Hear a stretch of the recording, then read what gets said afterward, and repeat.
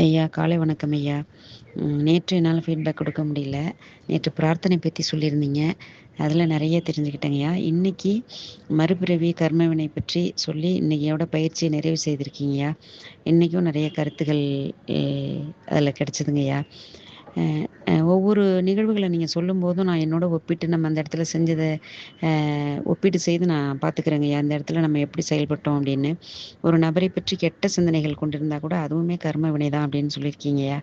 அப்புறம் பிள்ளைகள வந்து கஷ்டப்பட விடாம நம்ம வச்சுக்கிறோம்.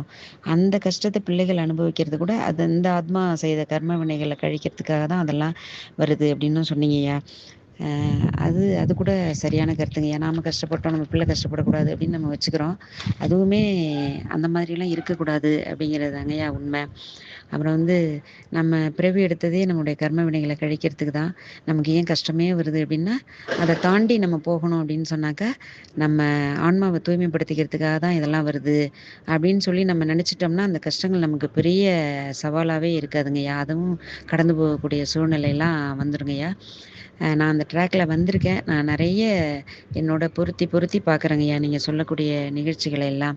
நமக்கு வரக்கூடிய சோதனைகள தவிர்த்துட்டு நம்ம போயிட்டோம் அப்படின்னு சொன்னா, இன்னொரு சோதனை வரும். அத தவிர்த்து போயிட்டோம்னா, இன்னொரு சோதனைகள் வரும். அதனால வரக்கூடிய எல்லாமே எதிர்கொள்ளணும். அத கடந்து போகணும் அப்படிங்கிறது தாங்கய்யா உண்ம. அப்புறம் கடவுள் வந்து நமக்கு செய்யல அப்படின்னு சொல்லிட்டு, ஏதாவது ஒரு துக்க நிகழ்வுகள்ல எல்லாம் பார்த்தா சாமி ஃபோட்டோவ போட்டு உடைக்கிறது, இந்த கடவுள் எனக்கு என்ன செஞ்சது அப்படின்னு சொல்றதெல்லாம் நான் வந்து கண்கூடா பார்த்துருக்கேங்கய்யா. அ ஆக நம்ம தாங்கி வரணும் அப்படிங்கிறதுக்காக தான் இந்த சோதனைகள் அப்படிங்கிறத நம்ம புரிஞ்சுக்கிட்டாக்கா, நம்ம வந்து வாழ்க்கை ரொம்ப ஒளிமயமா இருக்குங்கய்யா. நம்ம வந்து அப்புறம் வந்து எல்லாமே விதிப்படி நடக்கும், விதிப்படி நடக்கும் அப்படின்னு சொல்லிட்டு என்னுடைய உறவினர் வந்து, அது மாதிரி எந்த முயற்சியும் செய்யாம இருந்ததையும் நான் பார்த்துருக்கேங்கய்யா. நம்மளால முடிஞ்ச எல்லாத்தையும் நம்ம செய்யணும். அதையும் மீறி நம்ம நடந்துச்சு அப்படின்னு சொன்னா, அது நம்முடைய ஆன்மாவ தூய்மைப்படுத்திக்கிறதுக்காக நடக்கக்கூடிய செயல் அப்படிங்கிறத நம்ம புரிஞ்சுக்கணுங்கய்யா. அப்புறம் நம்ம பேசக்கூடிய வார்த்தைகள்ல ரொம்ப கவனமா இருக்கணும். அ சரியான வார்த்தைகள பயன்படுத்தணும். இதுதான் சில இடங்கள்ல வந்து டக்குன்னு பேச வச்சுருது.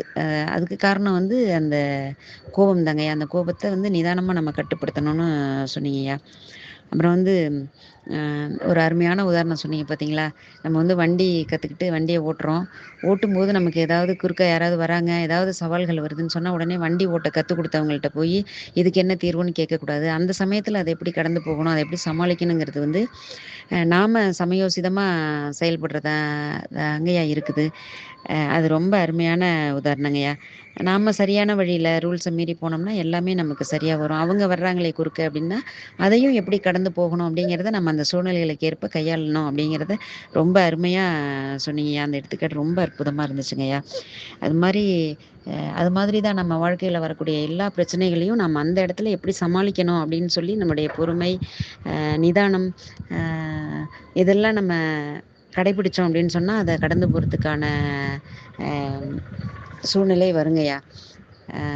ரொம்ப நெறைய கருத்துக்கள இந்த 34 நாட்களும் சொன்னீங்க. நெறைய நான் உள்வாங்கிக்கிட்டேன். ஆனா, இத வந்து நடைமுறைப்படுத்துறதுல தாங்கய்யா இருக்கு. இப்போ நான் அத நடைமுறைப்படுத்தி பார்க்கணும் அப்படிங்கிற முடிவுல இருக்கேங்கய்யா. நடைமுறைப்படுத்திக்கிட்டும் நான் இருக்கேங்கய்யா. தொடர்ந்து இத நான் கடைபிடிப்பேன். அது மாரி இந்த ஆனந்த விடியல் வகுப்ப நான் வந்து என்னால முடிஞ்ச எல்லாருக்கும் நான் வந்து கொண்டு போய் சேர்ப்பேன், சொல்லுவேன் அப்படிங்கிறதும் உறுதிங்கய்யா. ரொம்ப அருமையான கருத்துக்களை எல்லாம் வழங்குனீங்கய்யா. ரொம்ப நன்றி ஐயா. மிக்க மிக்க நன்றிங்கய்யா.